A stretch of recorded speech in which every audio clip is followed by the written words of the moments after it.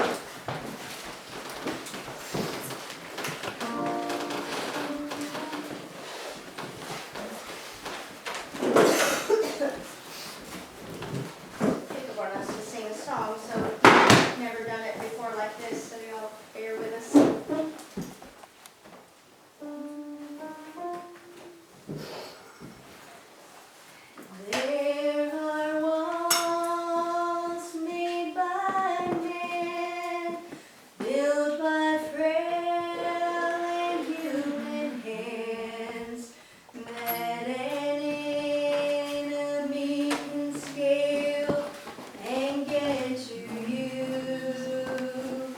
But there's one protecting me from my greatest enemy.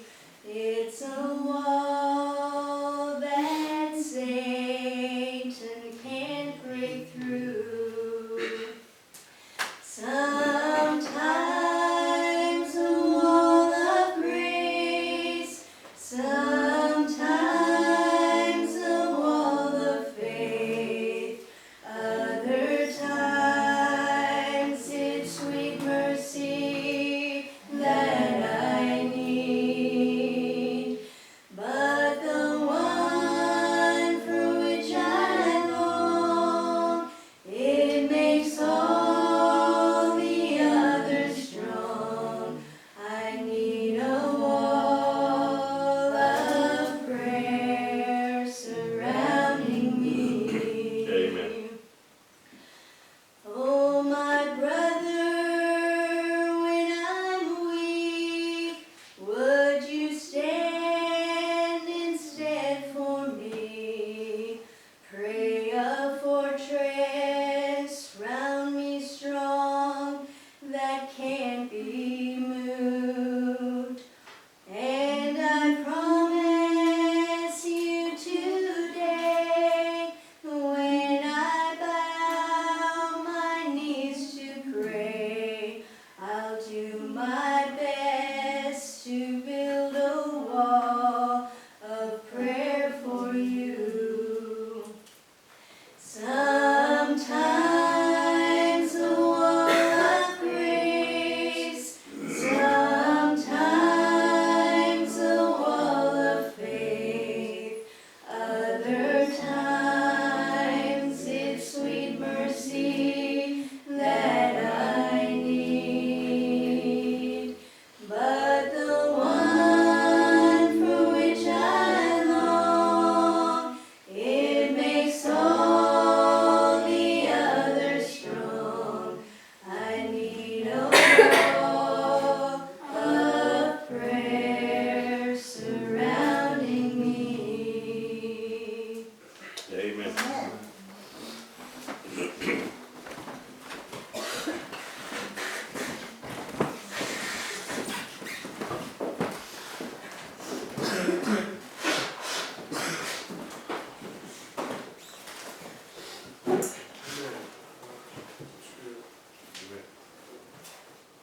It's always blessed to be in church, always blessed to be here. I know I sound like a broken record, but as long as when we set a time apart, I think it's important. The Lord, devil's been trying to stop me from being, not that I'm anything, but the Lord's been trying to stop me to get in this pulpit all day. First I'm sick, but I've got a burden. I've got something on my heart. Then I try to get something together, and then I go to the store total just an hour ago, and I scrape up against the car and have to fill out all this paperwork for something that I did wrong, and my notes are scribbled on with crayon. I didn't have time to find anything else. I just scribbled them down. I already had everything in my mind. I didn't have time to process it, so I'm sorry if it's not the way I want to preach it. But I want you to look at 4 places probably in the Bible I want to look at. Let's start with 1 Samuel 17.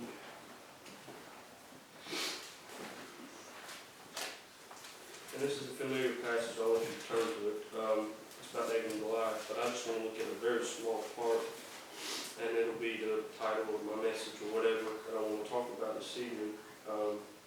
But 1 Samuel chapter 17. It's when the Philistines came against Israel to destroy them. Everyone knows the story. Most people know the story about Goliath. And he was probably 2 feet taller than I am.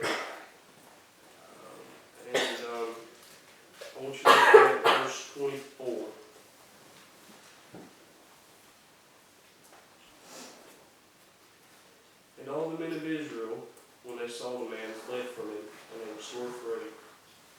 And the men of Israel said, Have ye seen this man that is come up? Surely to defy Israel is to come up. And it shall be that the man who killed him, the king shall enrich with great riches, and will give him his daughter, and make his father's house free in Israel. And David spake to the men that stood by him, saying, What shall be done to the man that killed this Philistine, that taketh away the reproach from Israel? For who is this uncircumcised Philistine that he should defy the armies of the living God? And the people answered and said after the manner, saying, So shall it be done to this man that killed him. And Eliab, his eldest brother, heard when he spake unto the men. And Eliab's anger was kindled against David, and he said, Why camest thou down hither? And with whom hast thou left those few sheep in the wilderness? I know thy pride, and the naughtiness of thine heart. Thou art come down, that thou mightest see the battle. And David said, What have I now done? Is there not a cause? And he turned from it towards another, and spake after the same manner. And the people answered and said, After the former manner. What I want to talk about tonight, what's on my heart, what's my burden, is there not a cause? Is there not a reason? Is there, as in cause, I'll explain the reason. Is there not a reason to get up every morning? Is there not a reason that we're in this work? There's not a reason that we fight, that we get up and go every day. Turn to Nehemiah chapter 1.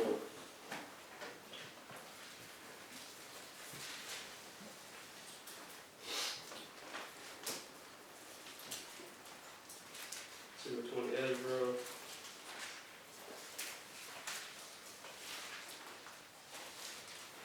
and Esther.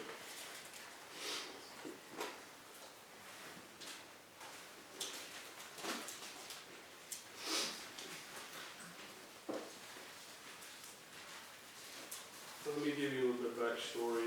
This was after the captivity, after Babylon came in and took the children of Israel out.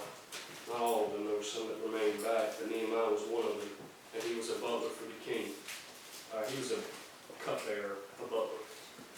He tasted the wine, he tasted the food before the king did, because in those days people were obsessed with poisoning their kings. So his job was to taste the wine, to taste the food, and if he didn't keel over after a few minutes, then, the king could enjoy his meal. I just want to give you time to find it. The words of Nehemiah, the son of Hakaliah, and it came to pass in the month of Chislev, that means December, in the 20th year, as I was in Shushan the palace, that Hananiah, one of my brethren, came to me, and a certain man of Judah. And I asked them concerning the Jews that had escaped, which were left of the captivity, and concerning Jerusalem. And they said unto me, The remnant that are left of the captivity there in the province are in great affliction and reproach. The wall of Jerusalem also is broken down, and the gates thereof are burned with fire. And it came to pass, when I heard these words, that I sat down and wept and mourned. Certain days fasted and prayed before the God of heaven, and said, I beseech thee, O Lord God of heaven, the great and terrible God, to keep a covenant and mercy for them that love him and observe his commandments. That thine ear now be attentive, and thine eyes open, that thou mayest hear the prayer of thy servant, which I pray before thee now in the night for the children of Israel, thy servants, and confess the sins of the children of Israel, which we have sinned against thee, both I and my father's house have sinned. We have dealt very corruptly against thee, and have not kept the commandments, nor the statutes, nor the judgments which thou hast commanded thy servant Moses. Remember, I beseech the words thou hast commanded thy servant Moses, saying, If ye transgress, I will scatter you abroad among the nations. But if ye turn unto me and keep my commandments and do them, though there were of you cast out under the uttermost part of the heaven, yet will I gather them from thence, and I will bring them unto the place that I have chosen to set my name there. Now these are thy servants and thy people, whom thou hast redeemed for thy great power and by thy strong hand. O Lord, I beseech thee, let now thine ear be attentive to the prayer of thy servant, and of the prayer of thy servants who desire to fear thy name and prosper. I pray thee, thy servant this day, I grant him mercy in the sight of this man, for I was the king's cupbearer. And we'll continue in chapter 2. And it came to pass in the month of Nisan, in the 20th year of Artaxerxes the king, that wine was before him, and I took up the wine, and I gave it unto the king. Now I had not been before time sad in his presence. Okay. A cupbearer, or anyone, was not allowed to be sad in the presence of the king. You could be killed. Honestly, if you were sad in the presence of the king, you could be put to death. Wherefore the king said unto me, why is thy countenance sad, seeing thou art not sick? This is nothing else but sorrow of heart. Then I was very sore afraid. So he was afraid. And said unto the king, let the king live forever. And then said unto the king, let the king live forever. Why should not my countenance be sad, when the city, the places of my father's sepulchre, lie in waste, and the gates thereof are consumed with fire? Then the king said unto me, for what dost thou request? So I prayed to the God of heaven. Have you ever been in that position? Where, first of all, you're supposed to be dead because you're not happy in the sight of the king, but then he's like, what do you want? And, oh God, help me now. I prayed in the sight of heaven, just like I was praying there before I did up before y'all. That's never easy. He said, then the king said unto me, for what dost thou make request? So I prayed to the Lord, to the God of heaven. And I said unto the king, if it please the king, and if thy servant have found favor in thy sight, that thou wouldest send me unto Judah, unto the city of my father's sepulchres, that I may build it.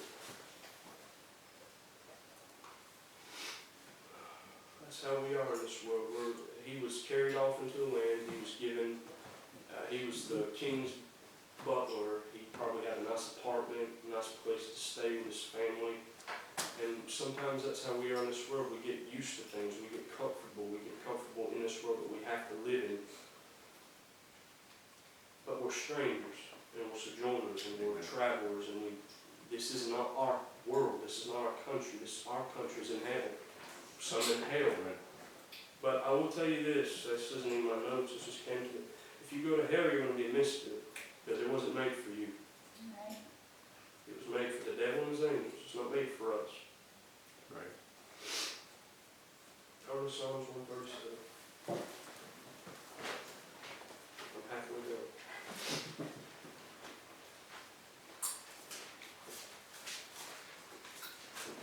I'll give you an example that I saw yesterday when I was in yesterday before yesterday when I was in the meeting. I saw this. I never read it before. It says, now this is after, I don't know, it doesn't say who's written this song, but this is after the children have gone into captivity, obviously. It says, by the rivers of Babylon, there we sat down, yea, we wept when we remembered Zion. When we hanged our harps upon the willows in the midst thereof, for there they that carried us away captive required of us a song, that they wanted us, required of us mirth, saying, sing us one of the songs of Zion. How shall we sing the Lord's song in a strange land? If I forget thee, O Jerusalem, let my right hand forget her cunning. If I do not remember thee, let my tongue cleave to the roof of my mouth. If I prefer not Jerusalem above my chief joy, remember, O Lord, the children of Edom in the days of Jerusalem, who said, raise it, even to the foundation thereof. O daughter of Babylon, who art to be destroyed, happy shall be he that rewardeth thee as thou hast served us. Happy shall be he that taketh and dasheth thy little ones against the stones. And what I was trying to talk about in Nehemiah is build your walls. Rebuild, no, not build your walls, rebuild your walls. Because the walls were already built. Just like it is in our, like when I tried to preach last time I got up here, I was talking about you feel like your future has been stolen from you. Well, rebuild your walls. Rebuild that wall, whether it be faith, prayer, virtue. Rebuild that thing that protected you. In the Bible, it said that the walls around Jerusalem were shaped almost like a footprint, almost like God's footprint was there. And when those walls were down, it's almost, when the walls were broken down, and Nehemiah was so grieved to his heart that he said, it's almost like God's presence isn't there anymore. I'm going to go, I'm going to build, I'm going to help, I'm going to rebuild those walls, rebuild the life that you have, rebuild the walls in yourself.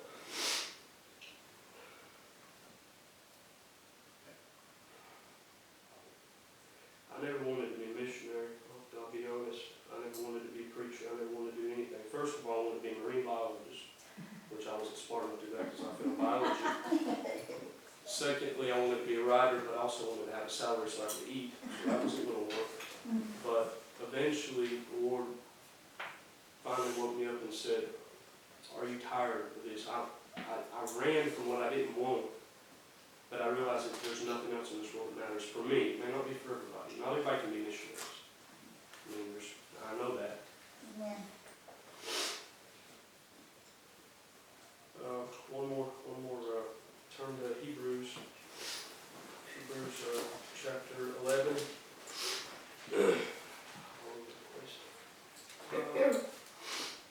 Hebrews chapter 11, and we should look at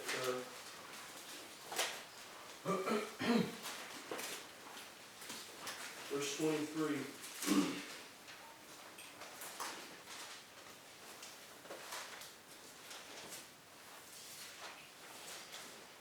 And I'll just paraphrase before I rewrote. I wrote this down without looking for the verse, and when they were singing up here, I found the verse, but I'll read what I wrote. I'd rather suffer with the people of God than enjoy the pleasures of sin for a season. I'd rather be here than anywhere else on this earth. I'd rather be here than have anything else. And it said, by faith, verse 23 of chapter 11 of Hebrews, by faith Moses, when he was born, was hid 3 months of his parents because they saw he was a proper child, and they were not afraid of the king's commandment. By faith Moses, when he was come to years, refused to be called the son of Pharaoh's daughter, choosing rather to suffer affliction with the people of God than enjoy the pleasures of sin for a season. Esteeming the reproach of Christ greater riches than the treasures in Egypt, for he had respect unto the recompense of the reward. And that just came to me. It doesn't really have anything to do with what I was trying to preach, but I don't know. You can rebuild those walls in your life. People have torn down, or the devil's torn down, or something's happening in your life where you feel defenseless, you feel that you have no strength, you have no guidance, you have nothing. Through the help of God, you can rebuild those walls that the devil's torn down.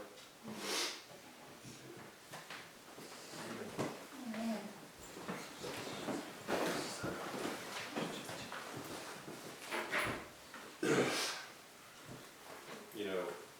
Talking about rebuilding the things.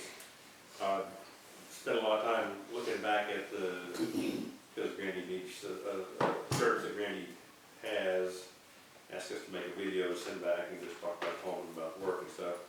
So I'm looking back through a lot of videos and pictures and things like that, and saw a lot of the videos, and you feel when you see when you guys were like half your age, you was like, y'all were like 10, 12 years old or whatever, and y'all are singing, and you feel nostalgic for that. You know what that means? Nostalgic means like that, the old days seem really good, or something like that. That's nostalgia. You're looking back at the old times and thinking, oh, it seems so good. And you think, well, those things have all sort of fallen away or fallen apart. It's not like it used to be. And every once in a while, I'll be encouraged. I'll be up here in church, and just tonight was one of those nights, actually, with y'all up there singing tonight. That I just felt a flash of something, and now that Jacob's preached that, it makes me see, okay, things are maybe never going to be just like they were years ago, but things are still good. Things can still be good. They're still good there. When I hear you guys saying it, just blesses me, and I think, okay, well, maybe, we're never going to go back in time and spend the same time that we did before, but that doesn't mean God doesn't have more for us now, and something for us now that's good and maybe better. Maybe he chose to tear down some of the things that we were getting comfortable with, like Jay said, that we're getting too comfortable with, and he tears them down and puts us in a position where we've got to look back to him and say, Lord, we're looking for something, we need something, and maybe he's got something better for us than what we had before. And so sometimes we long for the walls that were torn down, and then long for the city that, like Nehemiah, but at the same time, maybe God has a better place for us, a better thing for us. And we just need, like Jay says, to seek that and to ask God, well, Lord, give us whatever it is you have for us, give it to us. We seek it, we want it. You're not going to get it by not looking for it. You're not going to get it if you're disappointed in how things used to be and just walk off and say, well, forget it, it's not going to be like that, and I don't want anything. You're going to miss what God has for you today. And he does. Let's get ready to pray. Pray for Michaela. She still needs our prayers. They're trying to raise money for her van because she wrote the other day, said took their parents, she wrote or her parents wrote, but said it took them 45 minutes to get her into the van. You know, she's in this wheelchair and they're having to get her out of it and take the wheelchair and put in the van. I don't know exactly the whole thing, but they need a new van with a lift on it that can take her back, as much as they have to go back and forth to the hospital for treatments and things. So pray for her, and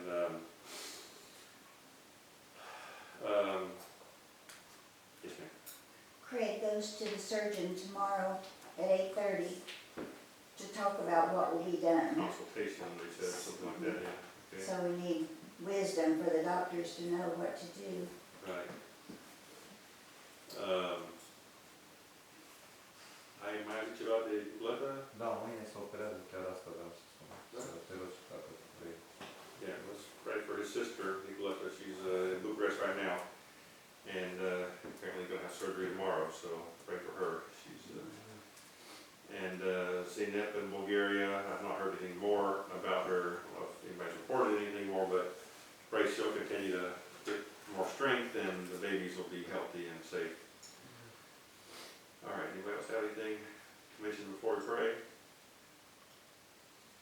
All right, everybody try to pray. Pray for all these things we mentioned. Pray for somebody here tonight. Pray for one of those here.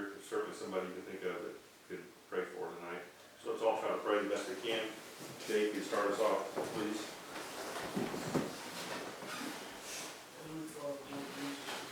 Heavenly Father, we come to you in Jesus' name, Lord. I'm thankful for the service tonight. I'm thankful for the good spirit here. I thank you, Lord, that, Lord, when you're around, Lord, it's better, it feels better. And I thank you, Lord, that you do come by sometimes and let us get a little glimpse. And Lord, we want everything. We want it all. We want a good, happy time, Lord, and maybe that's not the way it's going to be.